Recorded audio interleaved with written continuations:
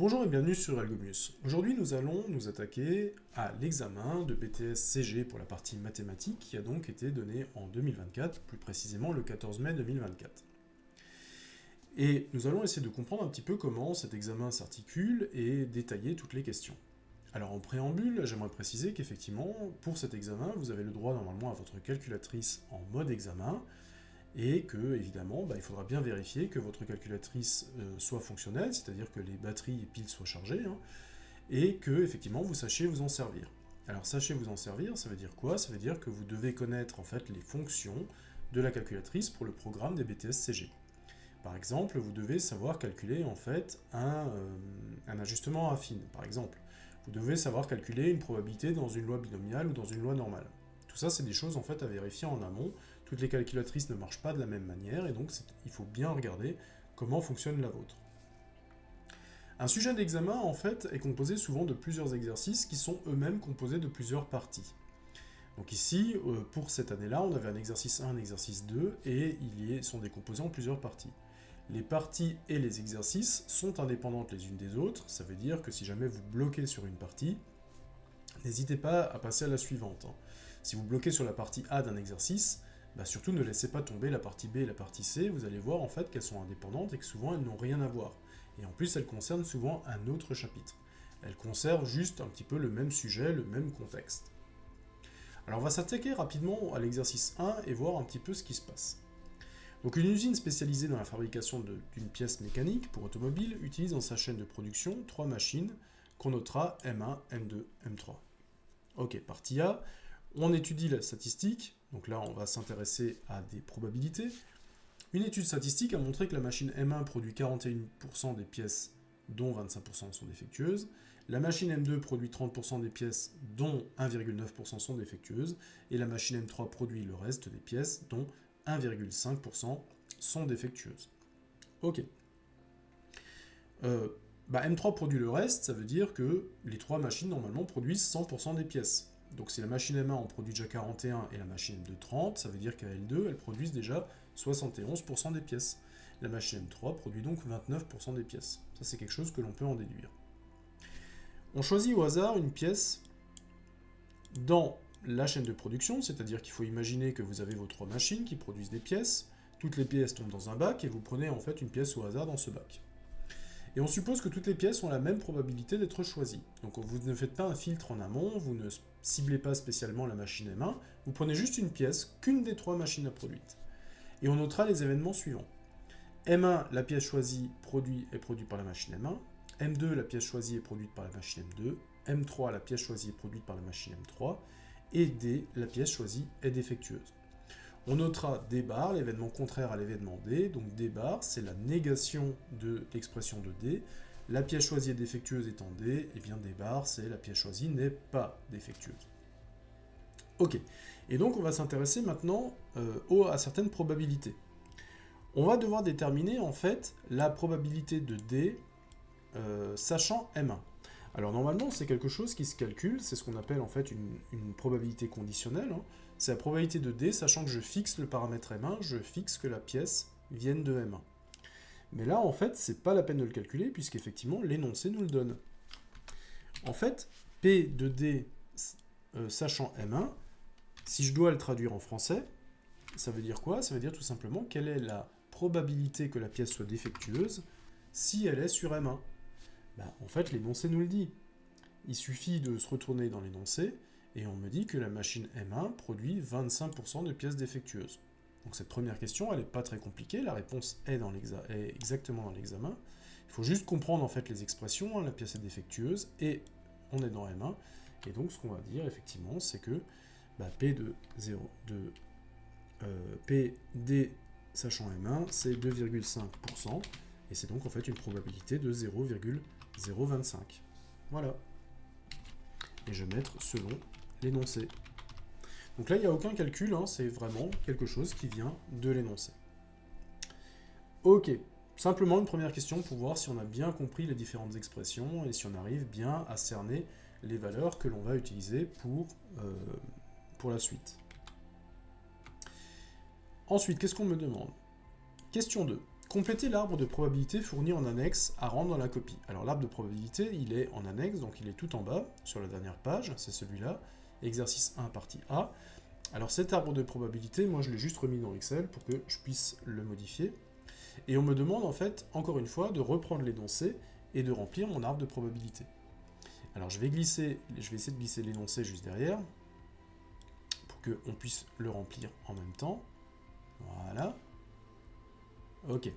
Alors que me dit l'énoncé? Et je vais essayer de reporter toutes les valeurs dans l'arbre de probabilité. Alors ici, j'ai déjà les machines M1, M2, M3. Donc, si une pièce a été produite, quelle est la probabilité qu'elle a été produite par M1, la probabilité qu'elle a été produite par M2 et la probabilité qu'elle a été produite par M3? Alors on me dit ici que la machine M1 produit 41% des pièces. Ok. Donc ici, j'ai 41%. Alors 41%, ça fait une probabilité de 0,41. Je vous rappelle, hein, 41%, c'est 41 sur 100. Et quand je divise 41 par 100, eh bien, je déplace la virgule de 2 rangs vers la gauche. La machine M2, eh bien, elle produit 30% des pièces. 30%, probabilité 0,3. La machine M3, elle produit le reste. Bah, le reste, on l'a vu tout à l'heure, hein, c'est puisque les deux premières produisent 71% des pièces, et bien la dernière n'en produit que 29. Je vais donc avoir ici 0,29. Voilà. Ok, ça fonctionne. Maintenant, pour chacune des pièces, la deuxième partie de l'arbre essaye de voir si la pièce est défectueuse, D, ou si elle n'est pas défectueuse, non D. Ok, ça c'est quelque chose qui nous est donné un petit peu plus loin dans l'énoncé. M1, la pièce... non, c'est pas là, c'est là, toujours. Donc pour la machine M1, 2,5% sont défectueuses. Ah, donc ça veut dire que 2,5% vont vers D. Alors, on se remet toujours en probabilité. Hein. 2,5%, ça fait 0,025. Alors, combien finalement ne sont pas défectueuses? Ben, en fait, le reste. C'est-à-dire que si M1 produit 2,5% de pièces défectueuses, eh bien, elle en produit 97,5% de bonnes. Et 97,5 plus 2,5, ça me redonne les 100% de pièces produites par M1. Donc ici, je vais retrouver en fait 0,975. Voilà. Si je cumule les deux, hein, il suffit que je regarde sur Excel, je mets les deux ensemble, et ça fait la somme. Vous voyez que la somme fait 1. Il faut toujours que la somme des probabilités fasse 1, donc que toutes les branches, en fait, que la somme des probabilités de chaque branche fasse 1. Ici, je peux le faire aussi, hein, je cumule les éléments, vous voyez que Excel me dit aussi que la somme fait 1. Pour la machine M2, je vais procéder exactement de la même manière. 1,9 sont défectueuses, ça veut dire que 0,019 me ramène vers D. Et ça veut dire que, en fait que les autres, toutes celles qui ne sont pas défectueuses, sont correctes, hein, sont non défectueuses. Donc je vais me retrouver ici avec 98,1, donc 0,98.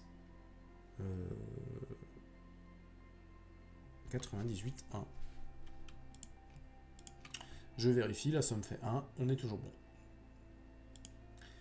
Ok, les dernières, la machine M3, elle fait 1,5 de défectueuse, on va un petit peu plus vite, donc ça fait 0,015 de défectueuse. Et ici, alors je peux même mettre une formule, hein, je fais 1 moins ça, voilà, et ça me fait 0,985. Voilà, je vérifie encore une fois, hein, 0,985 plus 0,015 devrait me donner 1. Il faut effectivement que la somme des probabilités de chacune des branches, en fait, me donne 1. Bon, ça c'est plutôt bien, donc ça, on va le mettre de côté. C'est ma réponse, en fait, pour la question 2. L'arbre probabiliste a bien été complété. Ici, hop. Est-ce qu'il y a...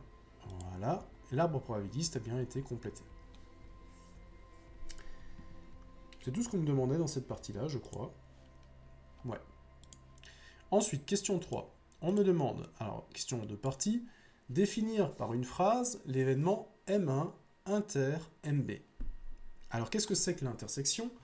L'intersection, c'est comme si vous aviez en fait un et logique. C'est-à-dire que votre pièce qui a été choisie, elle est à la fois M1 et elle est à la fois D.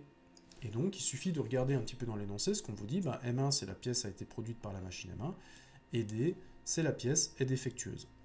Donc M1 inter D, est-ce que je peux le récupérer? Je ne sais pas. Voilà. Je vais dire tout simplement M1 inter D signifie que la pièce a été produite par la machine M1 et qu'elle est défectueuse. Voilà, tout simplement. L'intersection, ça veut dire qu'elle est les deux à la fois. Okay, elle est à la fois M1 et à la fois D, donc elle a été produite par la machine M1 et elle est défectueuse. Donc c'est vraiment quelque chose qui est assez logique, hein. Vous avez juste en fait à récupérer les éléments dans l'énoncé pour les mettre en place. Bon, ça c'était pas très compliqué. On va passer à la question B. Calculer la valeur exacte de cette probabilité. Alors, la valeur de cette probabilité, moi je vais tout simplement la reprendre, et ce qu'on me demande de calculer, c'est la probabilité pour qu'une pièce soit à la fois dans M1 et qu'elle soit défectueuse. Alors ces deux événements, en fait, sont des événements indépendants, hein, et je peux m'appuyer sur mon arbre probabiliste. Alors, si jamais je veux récupérer la probabilité de P1, je peux me servir dans mon arbre probabiliste, hein, la probabilité de P, c'est quoi? M1D. En fait, je vais essayer de suivre la branche dans mon arbre probabiliste. Donc elle a été produite par M1, donc c'est-à-dire que je prends le chemin du haut, et elle est en plus défectueuse, en fait, donc la probabilité d'être dans M1 et dans D, en fait, elle est dans cette branche-là. Elle est dans cette branche-là, et c'est donc ici qu'il faut que je la calcule. Et comment je calcule ces éléments-là? Eh bien, comme les deux branches sont indépendantes, okay, eh bien, je vais calculer tout simplement... là, je vais calculer en fait la probabilité de M1 inter D. C'est en fait égal à la probabilité de M1 multiplié par la probabilité,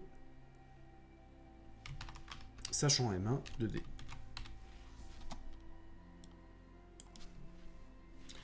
Alors, là, j'ai plutôt du bol, puisque dans la première question, PM1 de D, je l'ai calculé. C'est 0,025. Et la probabilité de M1, eh bien, je l'ai aussi sur mon graphe, hein, elle est de 0,41. Donc il suffit que je trace ici 0,41, que je multiplie par 0,025, et j'obtiens, je prends ma calculatrice, voilà, donc elle est en scientifique, 0,41 fois 0,025, ça me donne 0,01025, 0,01025, que je peux exprimer comme ça, ou que je peux exprimer en pourcentage. Donc c'est du 1,025%. Voilà. Donc là, je me suis basé en fait sur le... Je me suis basé en fait, ça vient en fait du calcul des probabilités conditionnelles, hein. C'est juste que j'avais la probabilité conditionnelle et j'avais la probabilité de M1, je pouvais donc calculer l'intersection. Voilà comment ça se passe, et donc je suis arrivé à le trouver. Quelque chose de très simple pour se souvenir, hein, c'est que si jamais je prends cette branche-là, que je monte vers M1 et qu'ensuite je vais vers D, je multiplie tout simplement entre elles les probabilités qui se trouvent sur les branches que je parcours. Voilà.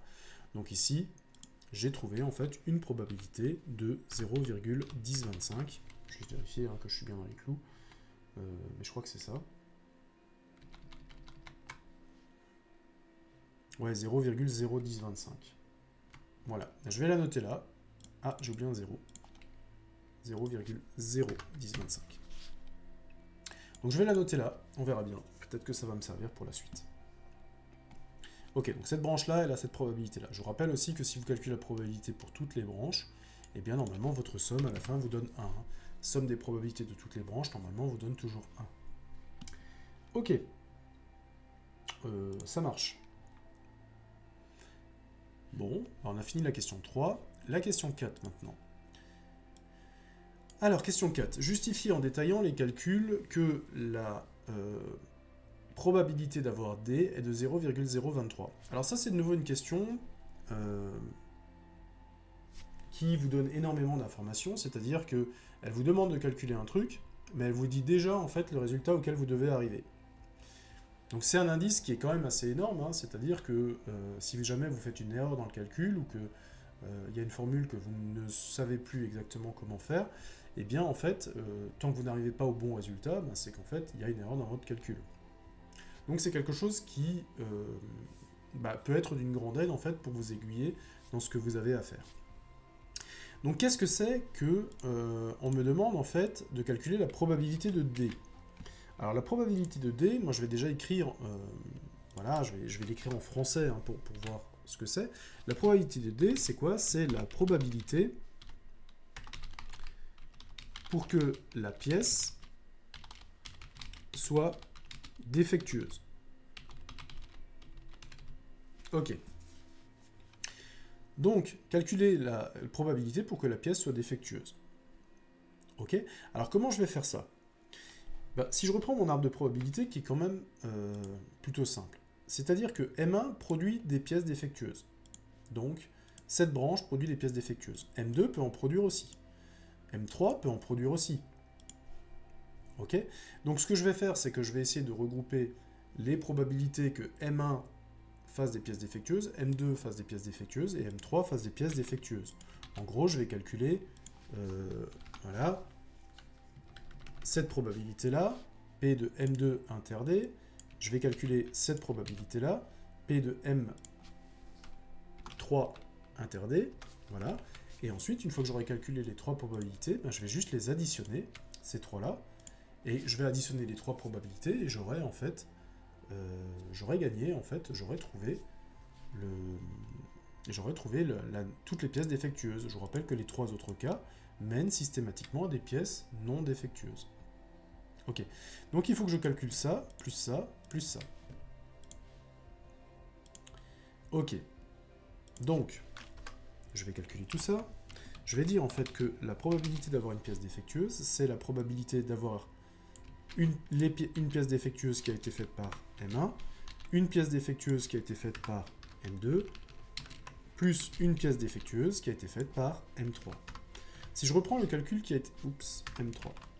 Si je reprends le calcul qui a été fait juste au-dessus, je sais que cette probabilité-là de M1, je vais l'écrire en dessous, hein, comme ça ce sera plus clair. P de M1 inter D, alors je l'ai déjà calculé, hein, mais si jamais je veux remettre le calcul, c'est la probabilité de M1 multipliée par la probabilité de D, sachant M1. La probabilité de M2 inter D, cette partie-là, c'est quoi?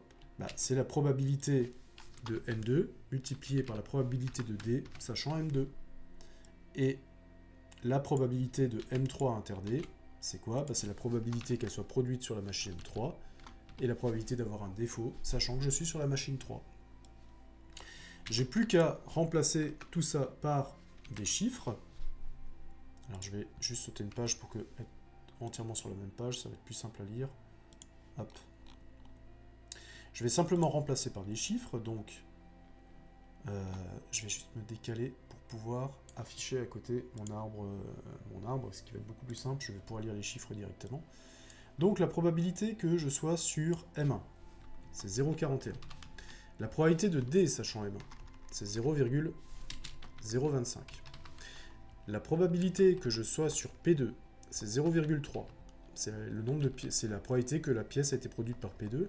Et j'ai 0,019 pour la probabilité des pièces défectueuses sur P2. La probabilité que j'ai été sur M3, 0,29. Multiplié par la probabilité de défaut sur M3, c'est 0,015. J'ai plus que des chiffres, j'ai pratiquement gagné. Il ne me reste plus qu'à calculer tout ça. Donc la probabilité d'avoir des défauts, c'est effectivement... Je vais mettre ma calculatrice ici. Alors, c'est 0,41 multiplié par 0,025. Alors ça, je l'avais déjà calculé au-dessus. Ça fait 0,01025. 0,1025 pour le premier terme. Deuxième terme, 0,3 multiplié par 0,019. Ouais, ça fait 0,057. Plus, ok, 0,29 multiplié par 0,015. Donc c'est bien important que vous avez tout sous forme de probabilité et que vous n'ayez pas des trucs qui traînent encore en pourcentage. Hein. Sinon, vous allez être 100 fois trop grand. Et ce 0,00435, maintenant, que j'ai ici, j'y ajoute 0,0057 et j'ajoute 0,0 10, 25, et j'obtiens 0,0203 que je peux écrire 2,03%. Bon. Alors, est-ce que ça colle? Pour avoir un ordre d'idée, bon, bah, j'ai la machine P1, elle fait 2,5% de déchets. La machine P2, elle fait 1,9. La machine M3, elle fait 1,5. Donc, effectivement, il faudrait que je trouve un chiffre entre 2,5 et 1,5. Bah, c'est ce que j'ai trouvé, hein, je suis à 2,03. Ça a l'air de coller. En tout cas, en ordre de grandeur, ça colle. Et justifie en détaillant les calculs que la probabilité de D est égale à 0,0203. Bah, c'est exactement ce que j'ai trouvé. Donc on est bon. J'ai détaillé tous les calculs. Voilà. Donc c'est bon. J'ai dit en fait d'où vient le résultat. Interpréter ce résultat dans le contexte de l'exercice. Ok. Donc maintenant, ça veut dire quoi? Ça veut dire que interpréter le calcul, ça veut dire que, ok, maintenant, on me demande en fait à quoi correspondent ces 2,03%, et interpréter, ça veut tout simplement dire donner une phrase en français qui explique d'où sortent ces 0,0203 ou ces 2,03%. Donc on va l'expliquer en français. Si je prends une pièce au hasard parmi la production des machines M1, M2 et M3, c'est ce que je vous ai dit, hein, vous pouvez imaginer, vous avez 3 machines qui produisent des pièces, toutes les pièces sortent des 3 machines et tombent dans le même bac. Si je prends une pièce au hasard parmi la production des machines M1, M2, M3, sans faire de distinction sur les machines, il y a 2,03% de chance que je tombe sur une pièce défectueuse. Voilà. Donc ça, c'est quelque chose qu'on vous demandera assez souvent hein, à la fin d'un calcul, c'est de vous dire, voilà, bah, vous avez calculé, vous avez trouvé le bon résultat. Maintenant, ce résultat, c'est quoi? À quoi il correspond? À quoi il sert? Voilà. Donc ça, c'est quelque chose qu'il faut vraiment apprendre à prendre le temps de savoir en fait ce qu'on calcule et de pouvoir interpréter le résultat. On arrive déjà à la dernière question de cette partie, question 5. La pièce choisie au hasard est défectueuse. Déterminer la probabilité qu'elle soit produite par la machine M3. Ok. Là, on arrive maintenant typiquement dans un cas de probabilité conditionnelle. Et donc là, il va falloir se souvenir du cours. Et du cours sur les probabilités, donc si jamais vous voulez plus de détails, eh bien, sur la chaîne, il y a des vidéos hein, qui reprennent tout le cours.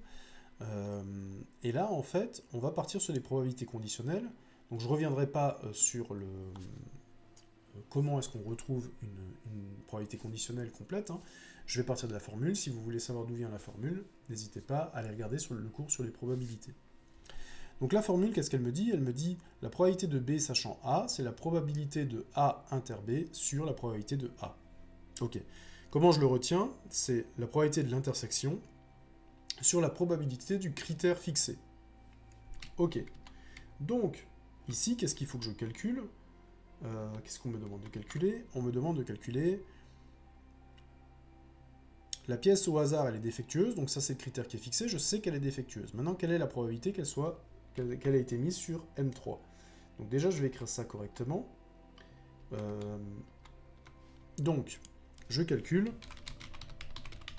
la probabilité. Alors, je sais qu'elle est défectueuse, donc ça c'est le critère qui est bon.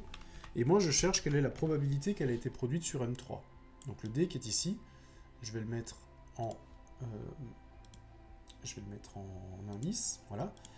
Quelle est la probabilité que la pièce a été produite sur M3, sachant qu'elle est défectueuse. Ok. Donc je reprends la formule tout simplement du cours. La formule du cours, elle me dit quoi? Je vais juste insérer une équation manuscrite. Hop, comme ça, j'ai une barre. Hop. Non. Je vais juste insérer un numérateur et un dénominateur, comme ça, voilà. Alors en haut, j'ai quoi? En haut, j'ai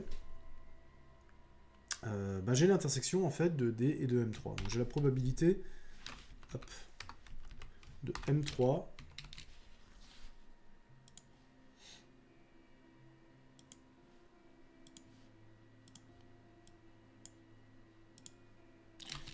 M3 inter D, ça j'ai en haut, et en bas j'ai la probabilité en fait du critère qui est fixé, c'est-à-dire la probabilité de D. Voilà. Donc ça c'est ma formule. Maintenant il faut que je calcule ces différents éléments. La probabilité de M3 inter D. Alors ça je l'ai déjà calculé quelque part. Ça je l'ai déjà calculé quelque part. C'est la probabilité que là, j'ai été sur M3 et que la pièce est défectueuse. En fait, qu'elle est sur M3, donc ça m'amène à M3, et qu'elle soit défectueuse, ça me ramène ici. C'est donc ici P de M3 inter D. Je l'ai calculé au-dessus. Je l'ai calculé ici. Et donc c'est égal à 0,29 fois 0,15, c'est égal à 0,0435. Voilà. Alors je vais reprendre ces éléments-là. Hop.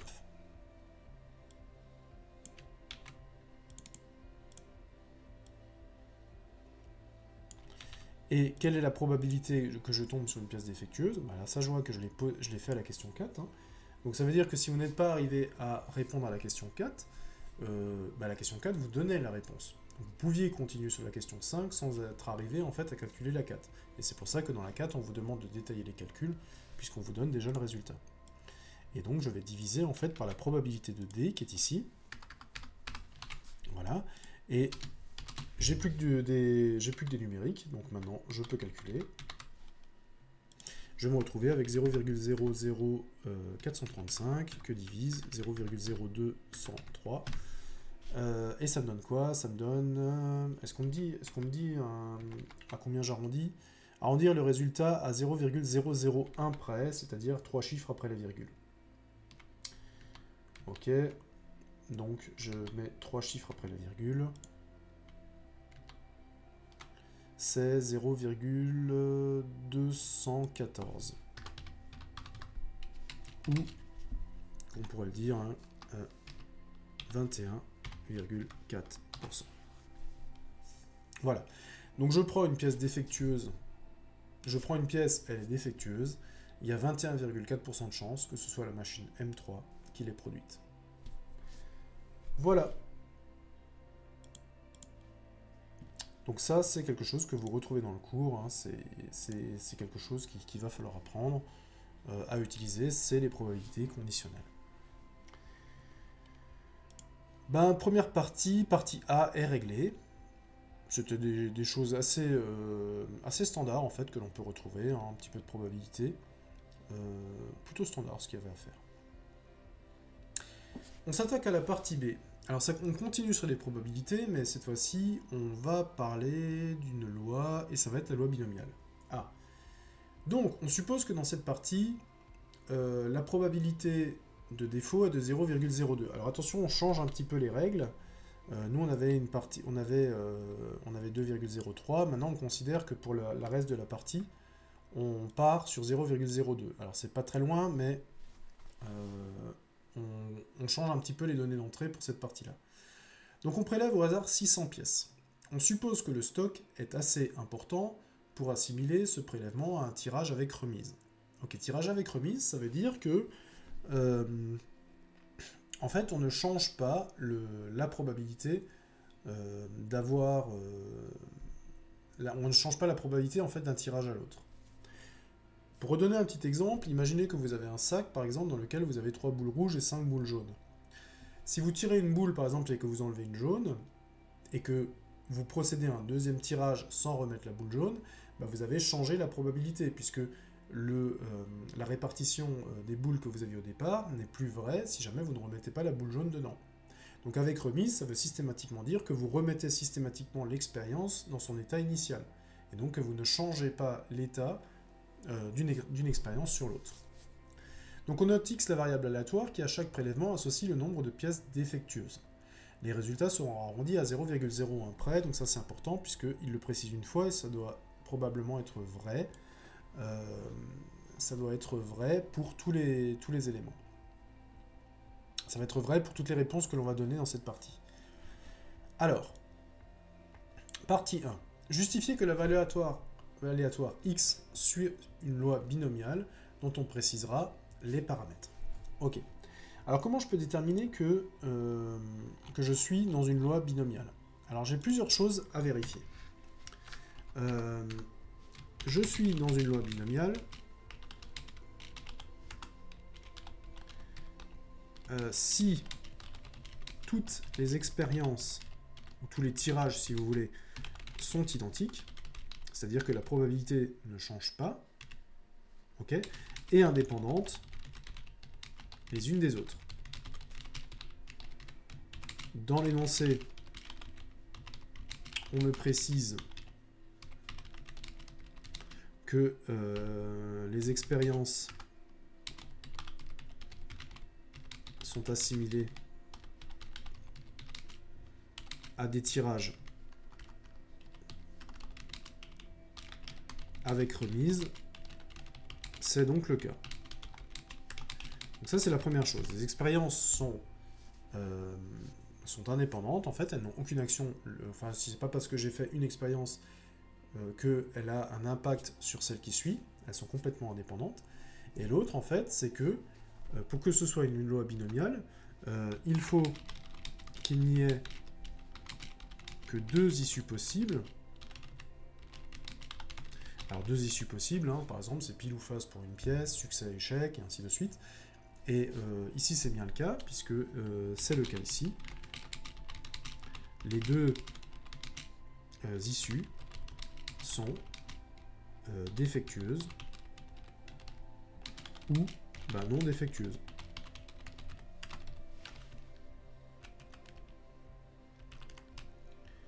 Voilà. Donc j'ai bien montré que je suis dans une loi binomiale. Il n'y a que deux issues possibles à chacune des expériences, et les expériences sont indépendantes. C'est pas parce que je fais une expérience qu'elle a un impact sur celle qui suit. Alors il y a un deuxième volet à la question où on me dit justifier que la variable aléatoire x suit une loi binomiale dont on précisera les paramètres. Alors c'est quoi les paramètres d'une loi binomiale? Alors une loi binomiale a deux paramètres. Premier paramètre de la loi, c'est le nombre d'expériences réalisées. Ici, le nombre d'expériences, c'est quoi? Je vais regarder, mais on me dit que on prélève au hasard 600 pièces. Ça veut dire que je fais 600 prélèvements, et donc en fait que je fais 600 fois l'expérience. Je mettrai un S à l'expérience, du coup, si on a 600. Nombre d'expériences, si on a 600. Et le deuxième paramètre de la loi binomiale, c'est quoi? En fait, c'est la probabilité de succès. Alors, ici, la probabilité de succès, c'est que, ça peut paraître un petit peu étrange, mais si jamais ce que je cherche, c'est les pièces défectueuses, eh bien j'ai un succès quand je trouve une pièce défectueuse. Ok, donc la probabilité de succès, ici, on me le donne. Dès le début, on me dit que la probabilité d'avoir une pièce défectueuse, c'est 0,02. Donc la probabilité de succès, c'est 0,02. Voilà. Et j'ai les paramètres de ma loi binomiale. Ma loi binomiale peut donc s'écrire, hein, c'est des paramètres. J'ai tout vérifié. Encore une fois, si jamais vous voulez en savoir plus sur la loi binomiale, n'hésitez pas, il y a un cours, hein, j'ai fait un cours là-dessus également. Où vous pouvez retrouver tout ce qui fait partie de la loi binomiale et comment on arrive à ces éléments-là. Et donc la loi binomiale, effectivement, elle récupère ces deux paramètres-là qui sont systématiquement le nombre d'essais qui ont été réalisés et la probabilité de succès. Voilà. Ok, donc là aussi, n'hésitez pas à aller revoir un petit peu ce cours si jamais vous avez donc la loi binomiale est la suivante. C'est la loi B, nombre de tirages 600 et 0,02 comme probabilité de succès. Voilà, et j'ai répondu à la question 1. Qu'est-ce qu'il n'aime pas dans défectueuse? Ok. Ah, il manque un S. Ok, ça marche. Bon. Bon, ben on a un petit peu, donc on a fait l'intro un petit peu de cette partie-là. Maintenant, qu'est-ce qu'on me demande de calculer? On me demande de calculer P de x égale 12. Et après, on me demandera de l'interpréter. Donc, ok, P de x égale 12. Alors, P de x égale 12, comment est-ce que je le calcule? Bah ça, en fait, on s'attend pas à ce que vous le fassiez de tête, évidemment. Si on vous demande P de x égale 12 en loi binomiale, bah là, c'est à vous de savoir, en fait, le calculer avec votre calculatrice. Ok, donc il faut déjà que vous ayez une calculatrice qui soit capable de calculer ça. Et là, vous allez retrouver souvent dans les menus stats, vous allez retrouver vos lois binomiales. Et la loi binomiale, en fait, on va vous demander les paramètres de la loi binomiale, donc le nombre de répétitions et la probabilité de succès. Et on va aussi vous demander, en fait, votre x, la variable x. On reviendra tout à l'heure sur l'interprétation, mais moi, je vais le faire avec Excel, du coup. C'est un petit peu plus simple pour moi pour le montrer à l'écran, mais vous allez retrouver exactement la même chose sur votre calculatrice. C'est-à-dire que j'ai un x qui est égal à 12, et moi, je dois avoir une loi binomiale qui me dit, en fait, la probabilité pour que x soit égal à 12. Alors, comment je vais faire ça? Bah, dans Excel, en fait, la fonction qui utilise la loi binomiale, elle s'appelle loi binomiale .n. C'est la nouvelle fonction, hein, l'autre elle est obsolète, donc je vais l'appeler .n. Et quand j'ouvre ma parenthèse, bah, vous voyez que ça me donne effectivement les paramètres dont je vous ai parlé. On me demande le nombre de succès. Bah, le nombre de succès, moi ce que je cherche, c'est que x égale 12, c'est-à-dire que je vais récupérer 12 succès. Ok. On me demande le nombre de tirages. Le nombre de tirages, j'ai pris 600 pièces. On me demande la probabilité de succès. C'est 0,02, il y en a 2% qui sont défectueuses. Et on me demande si elle est cumulative, et ici je vais mettre tout simplement que c'est faux. J'ai pas besoin d'une cumulative. Ok, je récupère donc ici, je récupère donc 0,1155. Bon, et je vais regarder un petit peu ce que ça dit. 0,1155, est-ce que ça colle? Je vais quand même essayer de voir. 0,11, ouais. Ok, 0,1155, ça colle. Alors comment ça marche? Je vais donc écrire ça, ça fait 0,1155. Alors si je reprends le sujet, on me dit dans le sujet qu'il faut que tout soit arrondi à 0,01 près. Hein. Donc ça veut dire que mon 0,155, je vais l'arrondir à 0,116, qui est égal à 11,6% à la limite, hein, si je veux le donner en pourcent. Donc ça, je peux le préciser, donc ça c'est avec la calculatrice. Vous remarquerez que ce genre de choses, on s'attend à ce que vous fassiez à la calculatrice, donc on ne vous demande jamais de justification pour ces calculs-là. Hein. Alors on pourrait le calculer à la main, mais effectivement, vous êtes en temps limité, vous avez la calculatrice, donc n'hésitez pas à utiliser la fonction sur votre calculatrice pour le faire.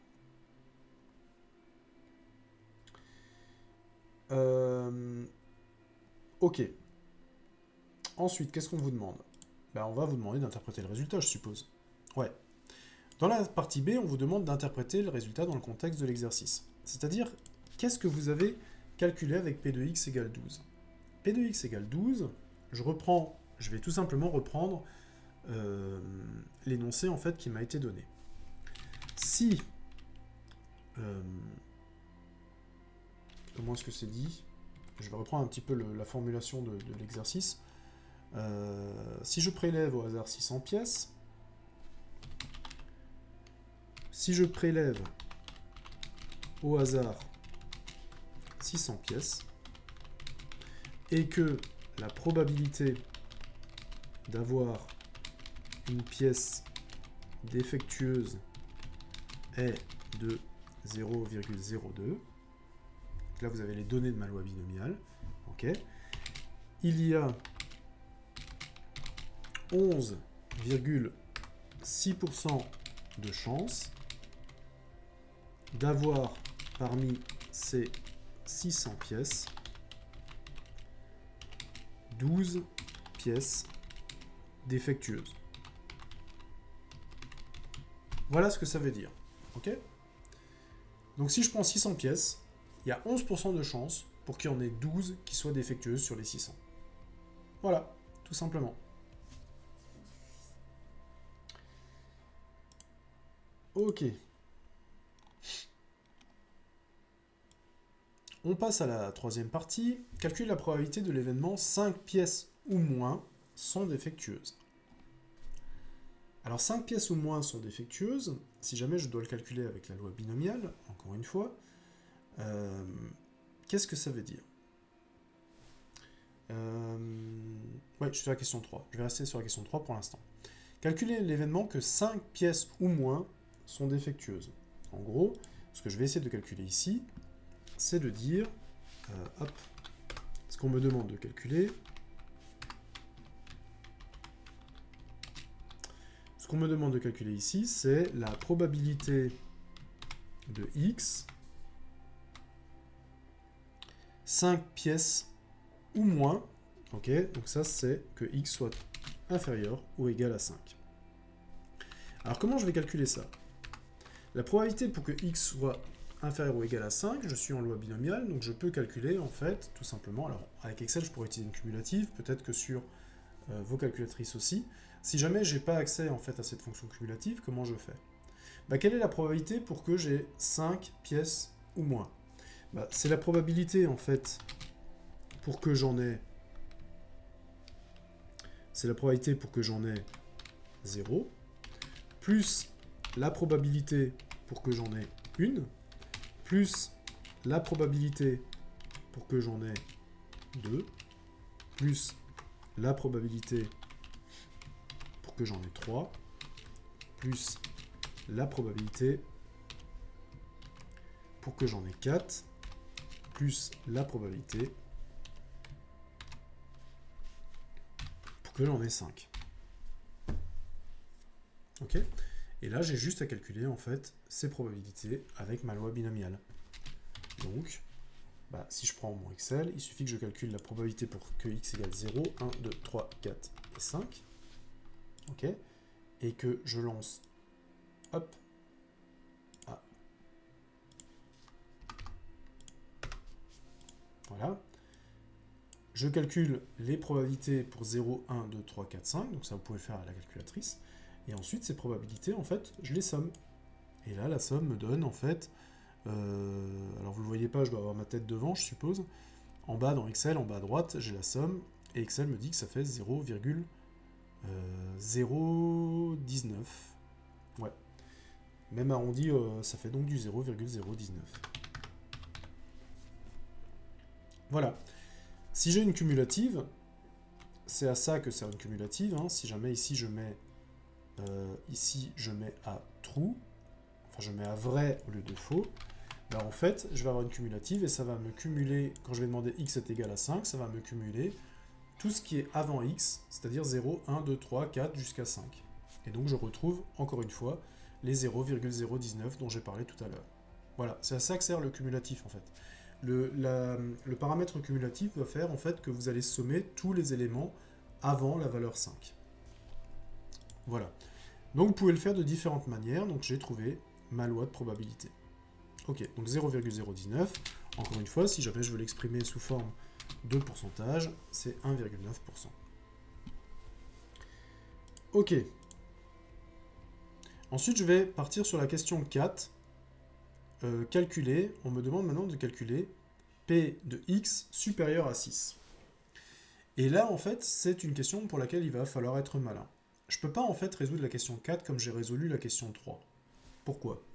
Parce que supérieur à 6, si jamais j'ai pris 600 pièces, ça veut dire que c'est la probabilité d'avoir 6 défectueuses, 7, 8, 9, 10, 11, 12, 13, jusqu'à 600.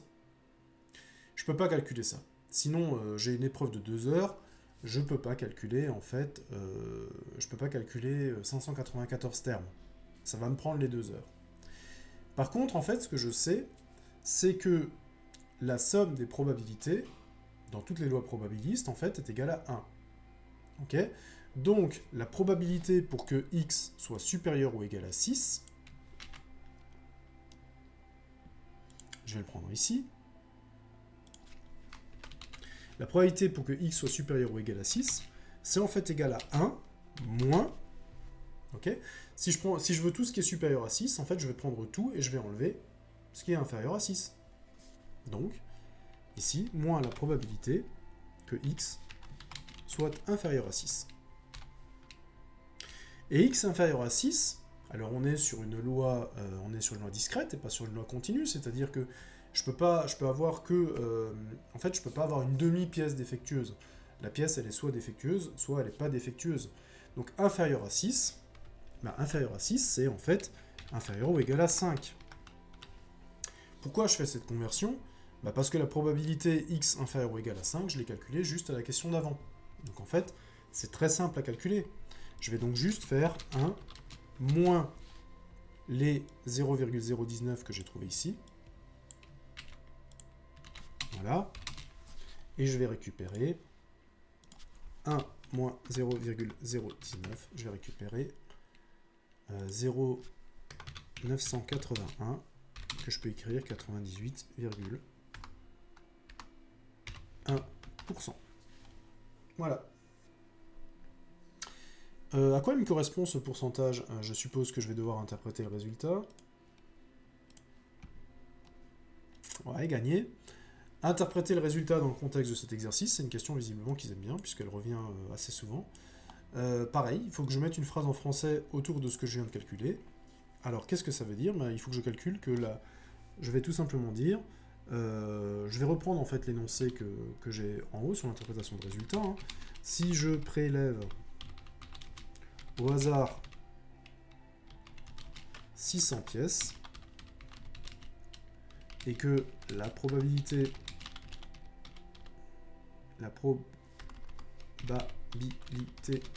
d'avoir une pièce défectueuse est de 0,02, il y a 98,1% de chance d'avoir parmi ces 600 pièces au moins 6 pièces défectueuses. Voilà. Encore une fois, hein, ça ressemble beaucoup à ce que l'on a fait à la question d'avant. Simplement reprendre par contexte. Alors la question d'avant, on était simplement sur une égalité, peut-être plus simple à calculer. Là, on est sur une inégalité, donc il y a plusieurs choses à calculer, mais on arrive exactement au même endroit. Bon, c'est bon. On a terminé cette question-là. Partie C, et on aura terminé ce premier exercice, donc on aura les 10 points déjà. Donc dans cette partie, on s'intéresse au diamètre des pièces qui sont de format cylindrique. On prélève au hasard une pièce dans le stock.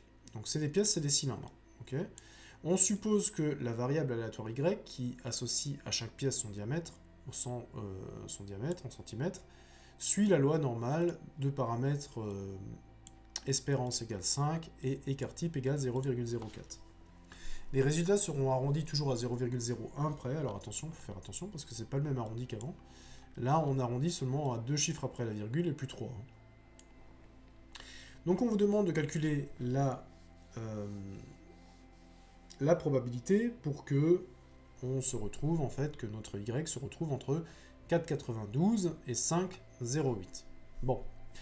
Ça, c'est quelque chose, en fait, qu'on va de nouveau calculer de nouveau avec la calculatrice. Hein. Il n'y a absolument aucun problème là-dessus.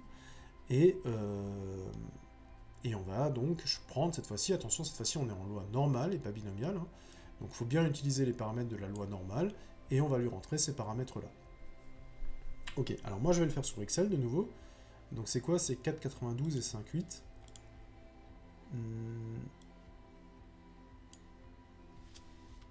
Donc 4,92 et 5,08.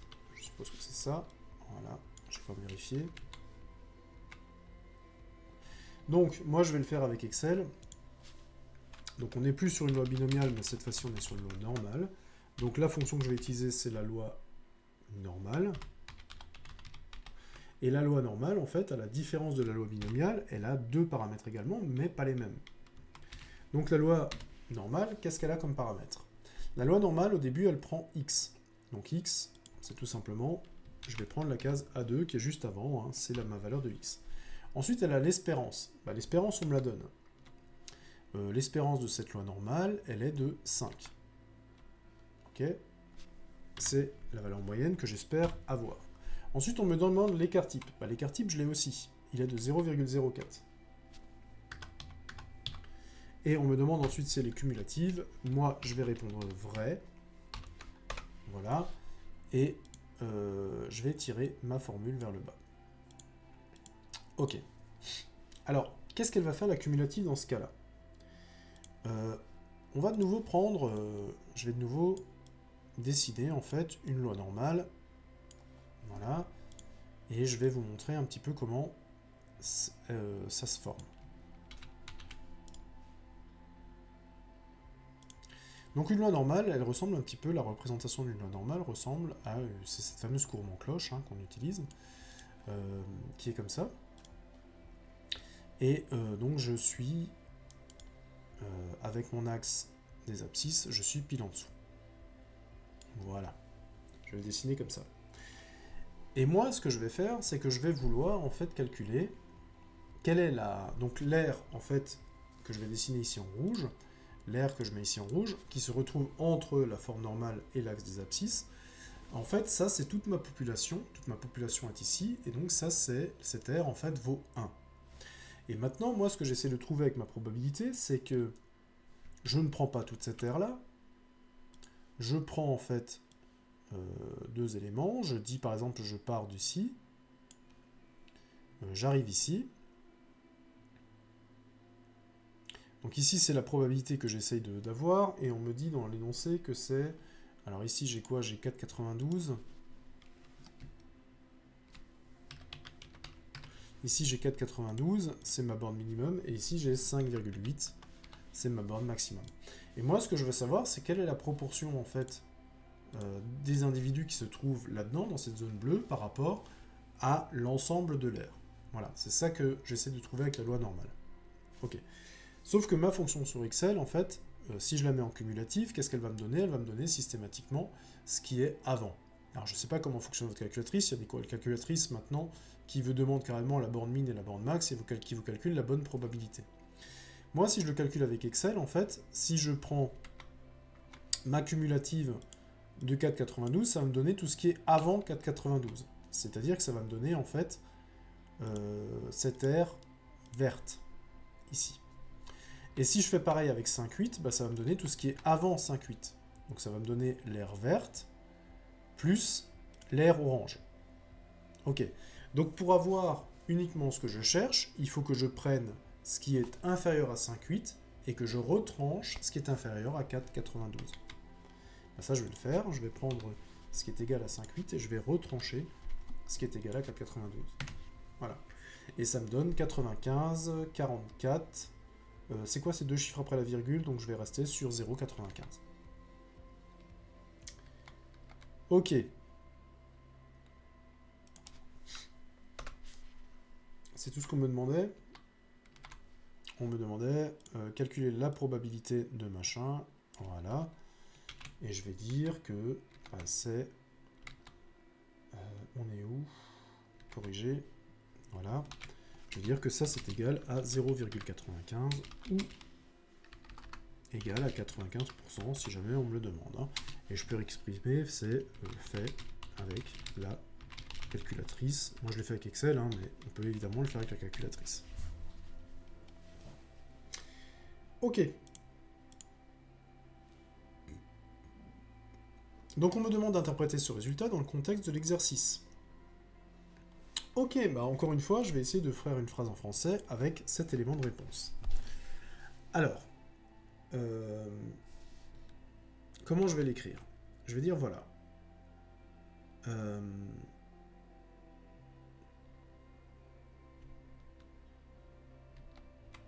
Alors, si une machine produit des pièces cylindriques ayant une espérance Ah, j'ai mis un en trop. Une espérance de... L'espérance, elle est de 5, je crois. 5 avec un écart type de 0,04. Ok. Alors, 95% des pièces produites auront un diamètre compris entre 4,92, alors c'est exprimé en quoi? En centimètres? En millimètres? Je sais plus. C'est du centimètre. Ok. Donc entre 4,92 cm et 5,08 cm. Ok. Ça marche. Alors on peut remarquer aussi que les bornes qu'on nous a données ici, les 0,95, ça fait un petit peu tilt quand on le voit. 0,95, c'est normalement quand on s'éloigne de 2 écarts types de l'espérance. Et ici, c'est exactement ce qu'on fait, puisque la borne min, c'est l'espérance moins 2 écarts types, et la borne max, c'est l'espérance plus 2 écarts types. Ok. Donc encore une fois, on peut vérifier que le calcul a bien été fait. Interpréter le résultat dans le contexte, mais on vient de le faire. Et ensuite, on nous demande de calculer la probabilité que le diamètre de cette pièce soit au minimum de 4,96 cm. Soit au minimum de 4,96. Alors je vais reprendre un petit peu mon dessin. Et ce qu'on veut essayer de calculer maintenant, alors je vais remettre les choses en blanc, hop, voilà. Imaginons que maintenant on n'a plus de borne, on n'en a plus qu'une seule. Et cette borne, en fait, ce qu'on essaie de faire, c'est... Alors, je vais peut-être enlever tout ça comme ça. Voilà. Cette borne maintenant qu'on a, mais en fait, celle-là, on la fixe maintenant à 496.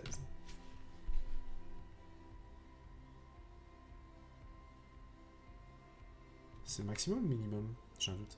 Calcule la probabilité que le diamètre de cette pièce soit au minimum de 4,96 mètres. Ok. Bon. Donc effectivement, on dit, voilà. Ici, j'ai mon 4,96 de diamètre, et moi, je voudrais savoir, en fait, quelle est la proportion pour que cette pièce, en fait, ait au minimum 4,96, donc quelle est la proportion de la zone bleue par rapport, en fait, à la population entière. Je vais l'écrire, tout simplement. Hop. Donc, calculer la probabilité avec une seule borne, c'est ici.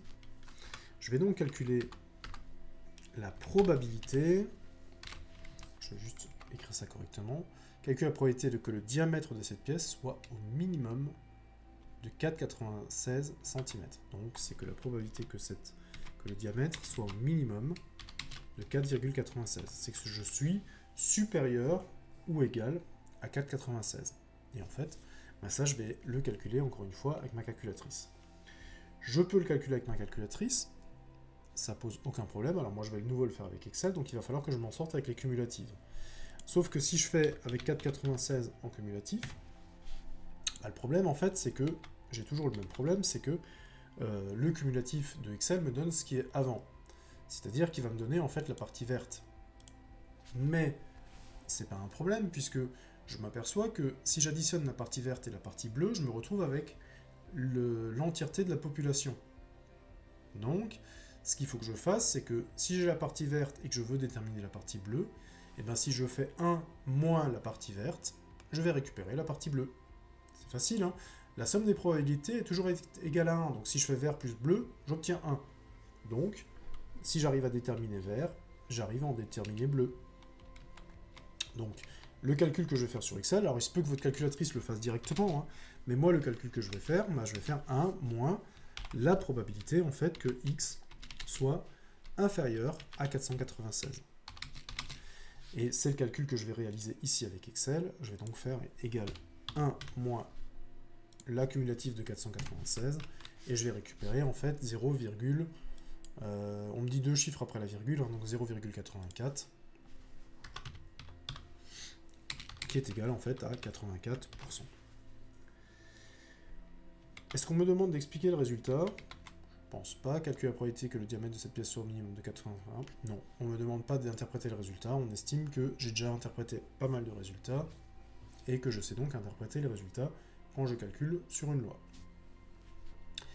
Ok, voilà la loi normale, donc n'hésitez pas à garder en tête comment fonctionne une loi normale. Ça peut vous aider en fait à essayer de voir si vous calculez correctement. Maintenant, il y a même des calculatrices, la Numworks par exemple, vous dessine la loi normale et vous colore en fait la partie que vous êtes en train de calculer, et donc ça vous permet d'être vraiment sûr en fait de la partie que vous utilisez. Ok. Bon, on passe à l'exercice 2. On passe à l'exercice 2. Exercice 2, on est nouveau sur trois parties complètement indépendantes, donc toujours la même chose. Si jamais il y a une partie qui vous pose problème, n'hésitez pas à passer à la suivante. Elle parlera d'un sujet complètement différent. Donc partie A. Alors partie A, on va parler un petit peu d'analyse statistique visiblement, ou analyse de fonction, je sais pas, on va regarder. Le tableau suivant donne le bénéfice en milliers d'euros réalisé par une entreprise spécialisée dans la vente à distance, pour plusieurs années, d'année 2017 à 2022. On vous donne le rang de l'année. Ok. On vous donne le rang de l'année, 1, 2, 3, 4, 5, 6. C'est probablement parce que là, vous avez l'année 2017, et on aimerait que ce soit la première année de l'étude. Voilà, donc en fait, on recodifie un petit peu les années. Et on a le bénéfice en milliers, alors ça doit être 9,9. Je suppose qu'il manque une virgule dans le sujet. Vu les autres bénéfices, ça c'est 11,3, 12,5. Je suppose qu'il manque une virgule dans le sujet. Donc, bénéfice en milliers, 9,9, 11,3, 12,5, 13,4, 14,4, 15,4. Ok. La calculatrice est nécessaire pour la plupart des calculs demandés. Ok, pas de souci. Donc, on vous demande déjà de déterminer un ajustement affine de y en fonction de x, selon la méthode des moindres carrés. Les coefficients de l'équation de la droite seront arrondis à 0,01 près.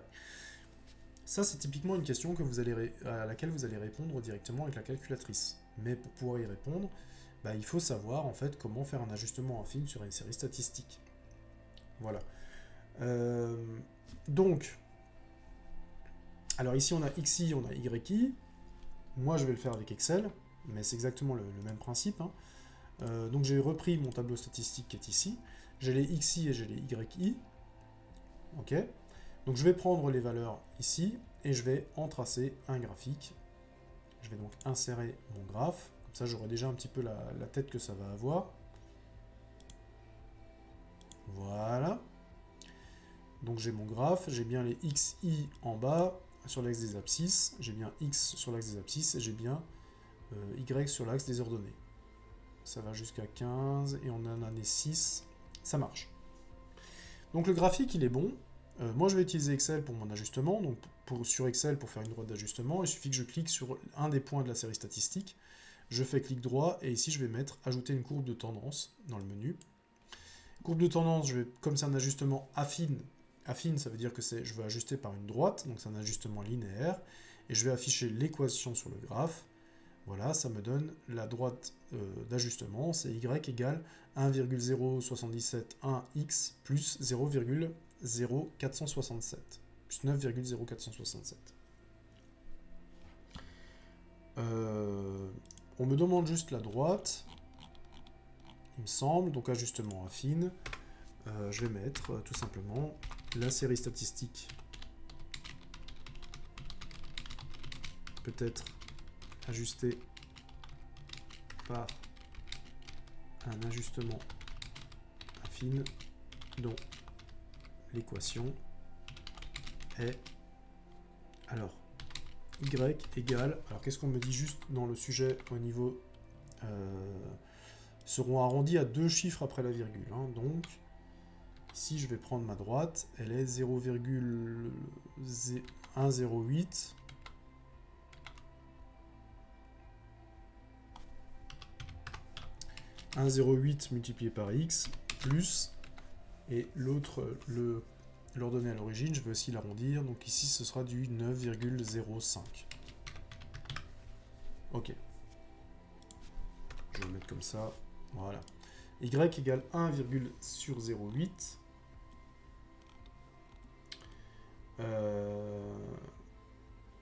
1,08 plus 9,05. Voilà. Normalement, vous devriez retrouver la même chose avec votre calculatrice. Alors, si vous cherchez où ça se trouve, c'est souvent sous le menu Stat. Et là-dedans, vous avez sur certaines calculatrices, soit vous avez ajustement affine, soit vous avez parfois des calculatrices où ça s'appelle régression linéaire. Voilà. Donc cherchez vraiment sur votre calculatrice comment ça s'appelle, parce que ça c'est quelque chose qu'on risque de vous demander assez souvent. Ensuite, on continue, on vous dit, question 2. Dans cette question, on décide d'ajuster le nuage de points xy par la droite d'équation y égale 1,1x plus 9. Ah. Bon. Bah, du coup, vous pouvez vérifier si votre ajustement était bon. Hein. 1,1x plus 9. Ouais, ok, j'étais pas mal. Donc dans l'exercice, en fait, ils vous disent, comme ils vous donnent le résultat dans la question suivante, c'est pour ça qu'ils vous demandent en fait un arrondi à 0,01 près, pour pas que vous récupériez dans la question 1 le résultat de la réponse 2. Normalement, votre réponse devrait être un petit peu plus précise que ce qu'on vous donne. Maintenant, il faut faire attention parce que dans la question 2, donc il ne faut pas utiliser votre ajustement affine, mais on vous dit que dans cette question, on décide d'ajuster le nuage de points par la droite d'équation suivante. Donc maintenant, il faudra utiliser celle-là pour répondre aux questions qui vont venir. Donc selon ce modèle, déterminer une estimation en milliers d'euros du bénéfice en 2025. Ok. Comment je fais ça? Bah, je reprends en fait mon ajustement affine. Je reprends mon ajustement affine, qui est ici, et je vais juste essayer de voir à quoi correspond le x et le y. Bah, le x, en fait, c'est le rang de l'année.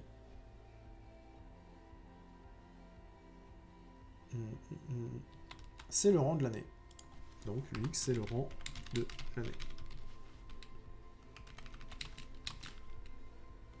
Et le y, c'est quoi? Bah, le y, si j'en regarde mon tableau, le yi, c'est les bénéfices en milliers d'euros. Juste mettre bénéfices. Ok. Donc maintenant, on me demande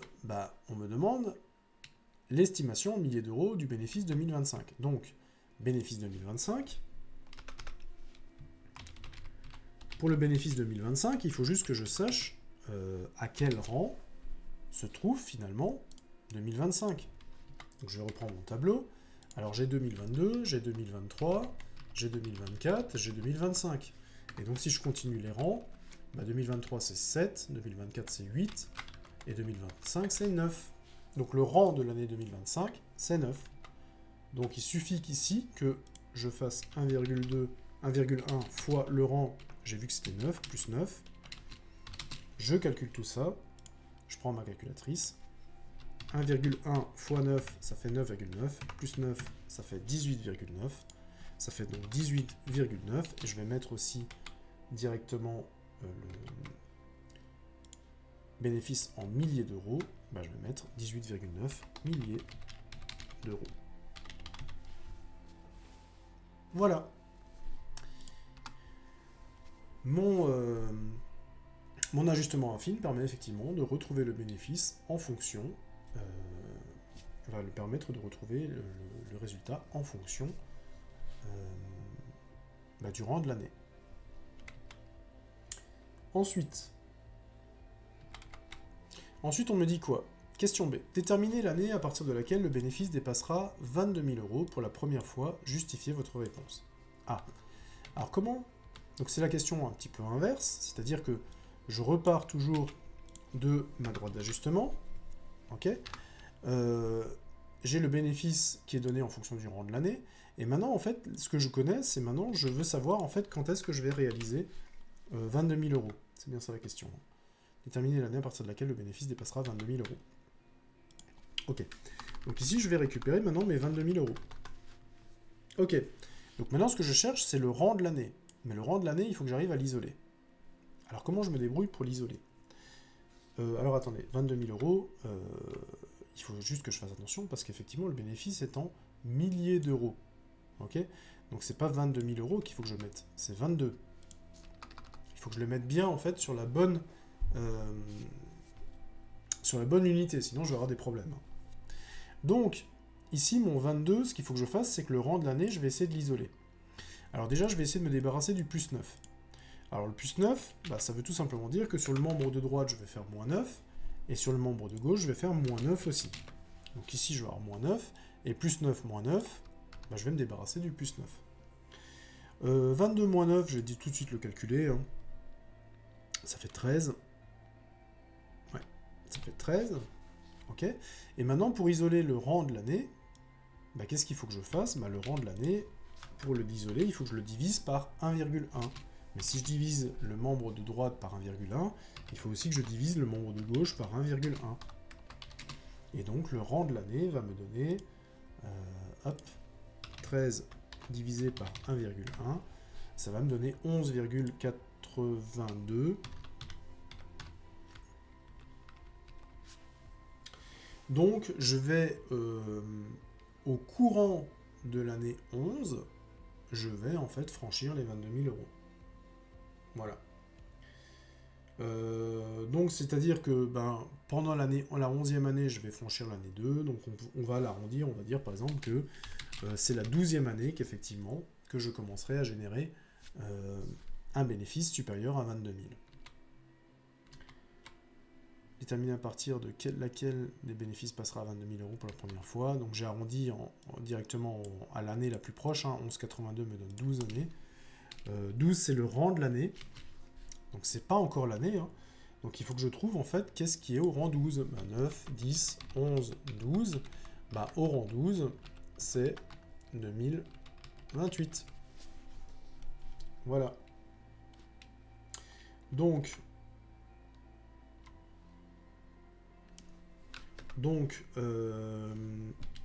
c'était quoi la question? C'est quand je vais dépasser? Ouais. Donc mon bénéfice sera les 22 000 euros en 2028. Voilà. On va même préciser année de rang 12. Voilà, comme ça on est assez complet. Ok. Ça marche. Partie A terminée. Ok, avec 2 petites questions, ça va. Il y a une partie B, puis encore une partie C, et après on aura terminé le devoir. Ok. Partie B. Le tableau suivant est un extrait d'une feuille de calcul qui donne l'évolution annuelle d'une année par rapport à la précédente du nombre de produits vendus entre 2017 et 2022. Effectivement, l'utilisation d'Excel fait partie effectivement de la formation en BTS-CG. Alors, puisque le devoir est sur feuille, on peut vous demander des petites formules sur Excel. Ça va rester du plus, moins, divisé, fois, d'une cellule par rapport à une autre. Évidemment, on ne vous demandera pas des formules plus complexes avec je ne sais pas combien de paramètres. On ne vous demande pas de garder l'intégralité du formulaire Excel en tête. Mais on peut vous demander des petites formules, effectivement, de multiplication, division et d'une cellule par rapport à l'autre. Donc on vous donne un tableau Excel. Première ligne, ce sont les années. Le deuxième ligne, ce sont les nombres de tableaux produits. Et le troisième, c'est l'évolution annuelle en pourcent. Donc la première case de l'évolution annuelle, elle est grisée. Pourquoi? Parce que l'évolution est toujours calculée d'une année par rapport à celle qui la précède. Et comme on commence l'étude en 2017, il n'y a pas, comme on n'a pas les chiffres de 2016, on ne peut pas calculer l'évolution de 2016 par rapport à 2017. Voilà. Ensuite, on pourra calculer l'évolution de 2018 par rapport à 2017. Ça marche. Alors, première question. On vous dit que les plages des cellules C3 et G3 sont au format pourcentage arrondi à 0,1 près. D'accord. A. Donner la formule qui se saisit dans la cellule C3 permet d'obtenir par recopie vers la droite les taux annuels successifs de la ligne 3. Ok. Donc, qu'est-ce que je mets en C3 pour obtenir 12,9 ? On me dit en fait que c'est l'évolution annuelle en pourcent. Alors là, il faut se souvenir un petit peu de comment est-ce qu'on calcule une évolution annuelle. Ça, je vais m'en débarrasser. Ok. Alors imaginons que nous sommes au début de notre... Donc on est en 2017. On est en 2017, ensuite il y aura 2018, ensuite il y aura 2019. On a quoi encore? On va jusqu'à 2022. 19, 20, 21, 22.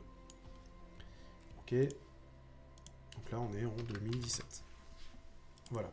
Si je veux connaître les chiffres de 2018, si je veux connaître le chiffre de l'évolution moyen pour 2018, j'ai donc un montant en 2017 et un montant en 2018.